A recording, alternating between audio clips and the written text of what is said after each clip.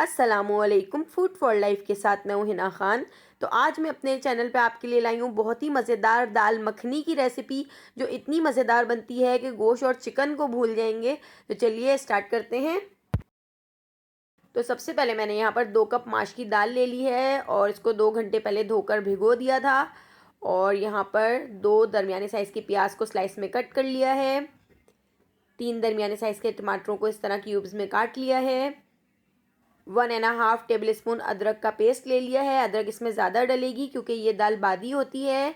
1.5 teaspoon ज़ीरा, 1 teaspoon हल्दी और 1 टीस्पून नमक, 1 टीस्पून लाल पिसी मिर्च और 1 टीस्पून लाल कुटी मिर्च और 1 टीस्पून पिसा हुआ गरम मसाला, 2 टेबल स्पून कटी हुई अदरक और 2 टेबल स्पून कटी हुई हरी मिर्ची और हरा धनिया, 2 टेबल स्पून मक्खन।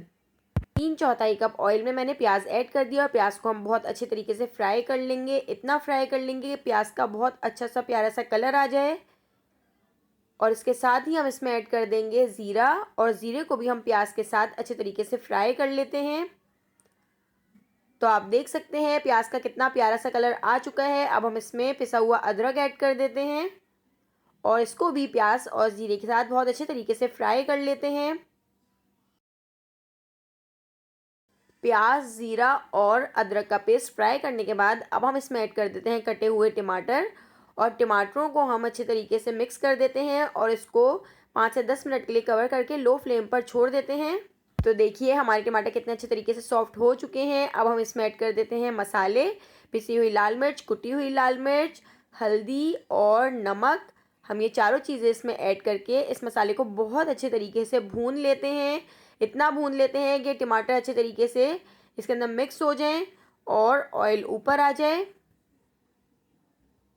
तो देखिए हमारा मसाला कितने अच्छे तरीके से भुन रहा है। टमाटर के इस मसाले को भूनने के बाद हम इसमें ऐड कर देते हैं माश की दाल, और इसमें आधा ग्लास पानी ऐड करके इसको अच्छे तरीके से मिक्स कर देते हैं और इसको कवर करके लो फ्लेम पर आधे घंटे के लिए छोड़ देते हैं ताकि हमारी दाल अच्छे तरीके से गल जाए। जी जनाब, तो आप देख सकते हैं हमारी दाल कितने अच्छे तरीके से गल चुकी है और कितने मज़े की लग रही है। अब हम इसमें ऐड कर देते हैं पिसा हुआ गरम मसाला, और गरम मसाले को भी हम बहुत अच्छे तरीके से इसमें मिक्स कर देते हैं। और इसके साथ ही हम इसमें ऐड कर देंगे कटी हुई अदरक, हरा धनिया और कटी हुई हरी मिर्चें, और इन तीनों चीज़ों को भी हम बहुत अच्छे तरीके से मिक्स कर देते हैं।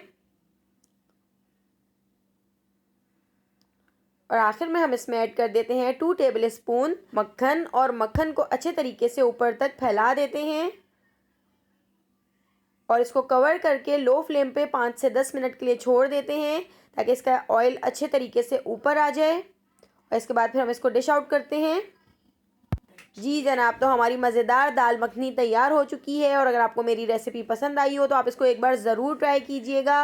मुझे कमेंट करके बताइएगा। मेरे चैनल को सब्सक्राइब कर दीजिएगा, बेल आइकॉन को प्रेस कर दीजिए ताकि हर नई आने वाली वीडियो का नोटिफिकेशन आपको फ़ौरन मिल सके। अल्लाह हाफिज़।